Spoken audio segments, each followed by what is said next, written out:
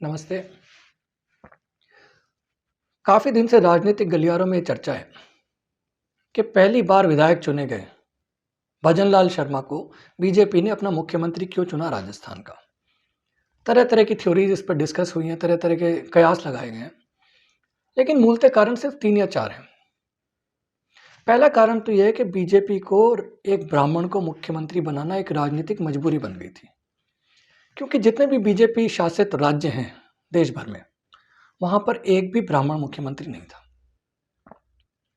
और चूंकि ब्राह्मण कोर वोटर है बीजेपी का, तो उसको खुश रखना, उसको ऐशवाज करना बीजेपी की मजबूरी थी। आप याद करिए कि कांग्रेस हमेशा कोशिश करती रहती है जब भी इलेक्शन होते हैं यूपी में, ब्राह्मणों को ये संदेश देने के कि बीजेपी उनकी पार्टी नहीं है। और कभी प्रियंका गांधी को ब्राह्मण बता के प्रोजेक्ट किया जाता है। उससे पहले एक बार शीला दीक्षित को भी थोड़े समय के लिए प्रोजेक्ट किया था और बीच चुनाव में साइडलाइन कर दिया गया था। लेकिन कांग्रेस की हमेशा कोशिश रहती है कि किसी तरीके से ब्राह्मणों में ये संदेश भेजा जाए कि उनकी पार्टी जो है वो बीजेपी नहीं है। तो उसको एड्रेस करने के लिए एक ब्राह्मण का मुख्यमंत्री होना जरूरी था। अब राजस्थान में भी ब्राह्मण मुख्यमंत्री के कई फायदे हैं।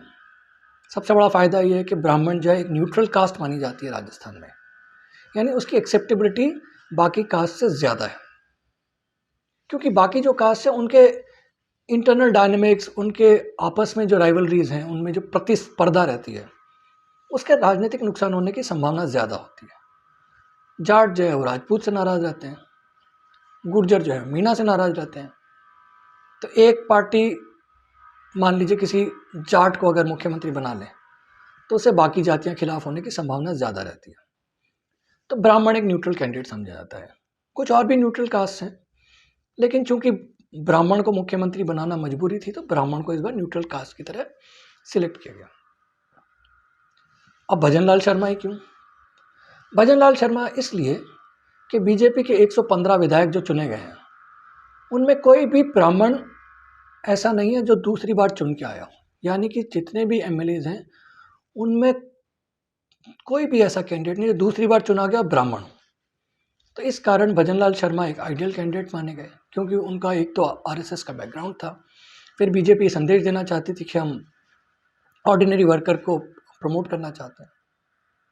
कुछ लोग ये मानते हैं कि जयपुर के पास में एक विधानसभा कॉन्स्टिट्यूंसी है, उसका नाम है चोमू। वहाँ से रामलाल शर्मा अगर चुनाव जीत जाते तो वो भी मुख्यमंत्री की रेस में हो सकते थे, पर वो चुनाव हार गया।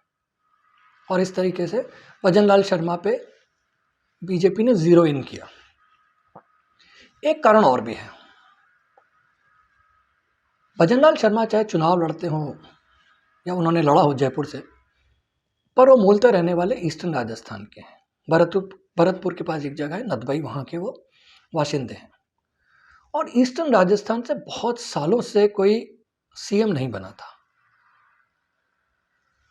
जितने भी पुराने सीएम हुए राजस्थान के, वो या तो मेवाड़ से आए हैं, हरिदेव जोशी, मोहनलाल सुखाड़िया, शिवचरण माथुर, या मेवाड़ से आए हैं।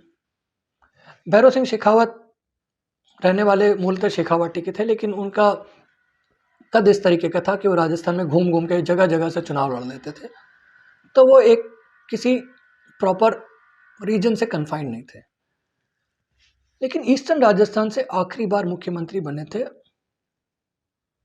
जगन्नाथ पहाड़िया, और वो भी काफ़ी कम समय के लिए 1986-87 के आसपास उनको बहुत कम समय के लिए मुख्यमंत्री बनाया गया था एज ए कॉम्प्रोमाइज कैंडिडेट। उससे पहले भी कोई मुख्यमंत्री नहीं बना था राजस्थान, ईस्टर्न राजस्थान से, और उसके बाद भी नहीं। और ईस्टर्न राजस्थान में 50 सीट्स ऐसी हैं जो एक तरफा पिछली बार कांग्रेस जीत गई थी। तो उस एनॉमली को बैलेंस करने के लिए ईस्टर्न राजस्थान से भी एक कैंडिडेट को आगे लाना जरूरी था। तो बीजेपी ने एक तीर से 3 निशाने साधे हैं। पहला, उन्होंने कंट्री वाइड ये मैसेज देने की कोशिश की है कि वो ब्राह्मण्स को प्रमोट करेंगे और करना चाहते हैं, और ब्राह्मण्स उनके साथ रहें।